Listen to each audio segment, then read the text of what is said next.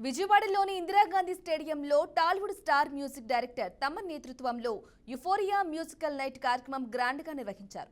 దీనికి ముఖ్య అతిథులుగా CM Chandrababu, deputy CM Pawan Kalyan, మంత్రి నారా లోకేష్, సినీ నటుడు బాలకృష్ణతో పాటు ఇతర మంత్రులు, చంద్రబాబు కుటుంబ సభ్యులు పెద్ద ఎత్తున హాజరయ్యారు. ఈ సందర్భంగా సీఎం చంద్రబాబు నాయుడు మాట్లాడుతూ బసవతారకం ఆసుపత్రి, ఎన్టీఆర్ ట్రస్ట్ తెలుగు జాతి ఉన్నంత వరకు ఉంటాయని అన్నారు. బాలకృష్ణ బసవతారకం ఆసుపత్రిని భువనేశ్వరి, ఎన్టీఆర్ ట్రస్ట్ ని వారి తల్లిదండ్రుల పేరుతో సేవ చేస్తున్నారని చెప్పుకొచ్చారు. ఈ నేపథ్యంలో deputy CM Pawan Kalyan ₹1,00,000 ticket తీసుకోవడమే కాకుండా 50 లక్షల విరాళం ప్రకటించారు. మా అత్తగారు బసవతారకం గారు క్యాన్సర్తో చనిపోయారు. మేము చాలా బాధపడ్డాం. ఆవిడకి సరైన ట్రీట్మెంట్ కూడా ఇప్పించాలంటే అప్పుడు హాస్పిటల్స్ కూడా పెద్దగా లేవు. బాంబేలో ఒక హాస్పిటల్ ఉండేది, చెన్నైలో ఒక హాస్పిటల్ ఉండేది.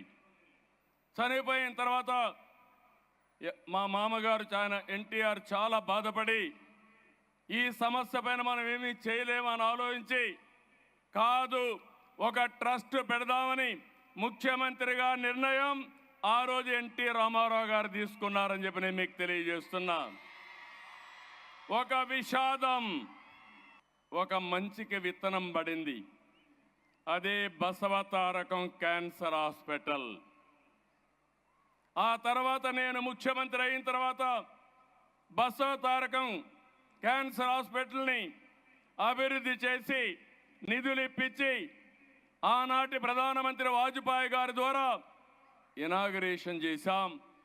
తర్వాత అబ్దుల్ కలాం వచ్చారు, ఆయన కూడా ఆశీర్వదించాడు. ఈరోజు బాలకృష్ణ గారు బసవతారకం క్యాన్సర్ హాస్పిటల్ని సమర్థవంతంగా ముందుకు తీసుకెళ్తున్నారు. బసవతారకం ఒక బ్రహ్మాండమైన ఇన్స్టిట్యూట్గా తయారైంది. ఒక ఎన్టీఆర్ మెమోరియల్ ట్రస్ట్ ఈరోజు ఈ విధంగా సక్సెస్ అయ్యే పరిస్థితికి వచ్చింది. నేను గర్వపడుతున్న ఇద్దరిని చూసి. బాలకృష్ణ తల్లి పేరుతో వైద్య సేవలు అందిస్తున్నాడు.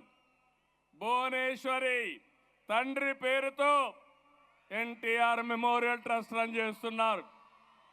ఆ పుణ్య దంపతులకి దక్కిన ఏకైక గౌరవం ఇది.